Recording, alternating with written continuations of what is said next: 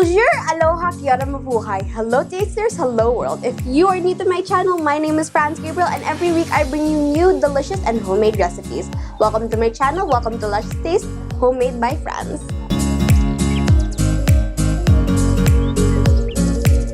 Hey tasters, so last week, me and my cousin Faith did another blindfolded food tasting challenge. It was so much fun, and if you want to watch that video, you can click the link down below or you can click the I button somewhere right up here. What we are going to make today is a delicious finger food. You might have already guessed it from the title, but we are making onion rings. Onion rings are my #1 favorite finger food. For some kids like me, they might not like onions fried or raw like I used to before, but I started loving them when I started growing up. Onion rings are my #1 favorite finger food. They are super delicious and super yummy. They are flavorful and packed with a punch. And plus, they are super quick and easy to make, so that gives them extra points.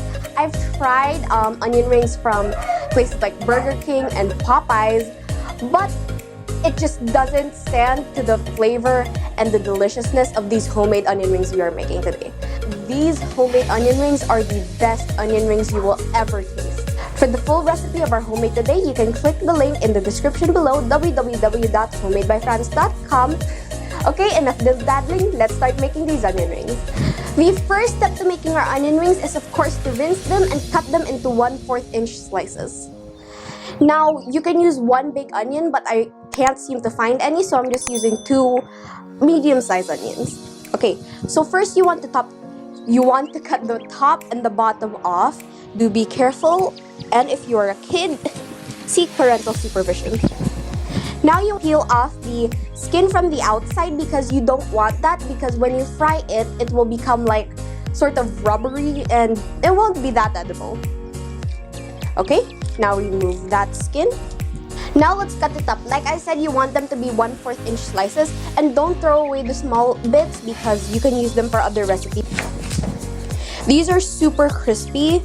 These are going to cook and become super crispy, so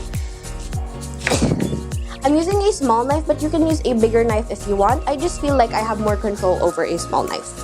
Okay, I'm almost done cutting this onion. Onions aren't now just a flavorful component in the dish. They can be turned into a delicious snack, or they can be turned into anything nowadays, and they are delicious. Do be careful in this part. And chop. Oh god, I broke some of them, but it's okay. Set those small bits aside, like these bits. You can take a bit, like I do, to cleanse your palate. That's a good onion. That's sweet. It's delicious. My mom doesn't like it. I'm just separating the rings so that we of course have rings. You don't want to have like a entire onion. That's a good onion. Oh god, tears. Oh god. Let's continue chopping until we finish all our onions. Oh god, the stench of the onion is making me cry. We are done cutting our onions. Now let's make the flour mixture to coat them. Now let's make the flour mixture for our onion rings. Right here, I have some salt, pepper, baking powder, and paprika. You can use smoked paprika or any paprika. I just don't like the smoked flavor when I use smoked paprika. And then add it to our flour. You want to get most of it out of the bowl. You want to mix it very well so that all of the seasoning incorporates and so that our onion rings have even flavor. Don't worry, whoopsie. Don't worry if your paprika is a bit clumped up. A little bit of elbow grease will do the job to declump it. That looks good. Now coat your onions in the flour mixture until you get all of your rings done. Okay?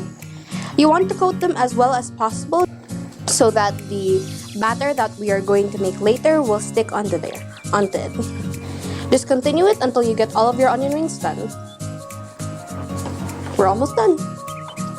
We are done coating all of our onion rings. Now let's move on to the next step. I am going to heat up some oil so that while we are doing the breading, our oil is heating up, and once we are done breading, then we can immediately put it into our oil. I am just using the skillet, but of course you can maybe deep fry it or cook it in whatever you have. Now you want to mix in the egg and milk into our flour. Okay? And then you want to beat until no lumps remain. You don't want it to be lumpy so that you can just easily remove the excess batter. Mix it very well. That's a beautiful pink color. That's probably from the paprika. Now that our batter is done, let's take our onion rings and douse it in the batter. Then place it in the breadcrumbs and coat it very well. I am using panko breadcrumbs, but of course you can use regular ground up breadcrumbs. Okay? This is well coated. Now I'm just gonna test out the oil to see if it's hot enough.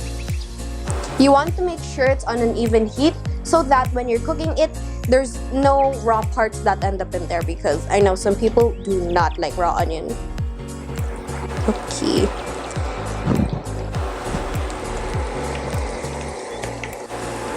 Make sure to not overcrowd the pan so that the temperature doesn't drop, and when the temperature does drop, then it will cook slowly and the thing you're frying will become oily, and I don't like it being oily, so you want to make sure not to overcrowd the pan. If your onion rings aren't well coated, then you can double coat it like I'm doing right here. Once you see that it's well cooked enough, then you can take it out of the pan and drain it on some paper towel to remove all the excess oil. Make sure to not overcook it or undercook it. Ta-da! Look at these tasters, they look amazing, okay? They smell so good. Okay, let's dig in. I'll try this one. Okay, let's take a bite.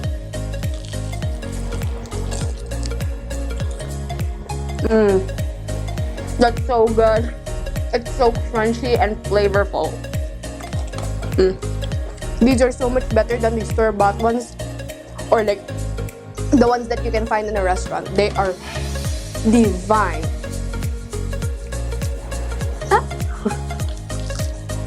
This is so good, but if you want to add a sauce, you can of course can. It will just the flavor and give it an extra kick. That's it for today, tasters. Thank you for watching. Please like, share, subscribe, and hit the tiny bell icon to receive notifications of my new videos every week. Please follow me on my Instagram and Facebook page at homemadebyfranz. And if you have any comments or suggestions, just leave them in the comment section down below, and I will try to make it happen. Don't forget, be positive, share love. Thank you for watching. Let's just taste Homemade by Franz. Bye bye.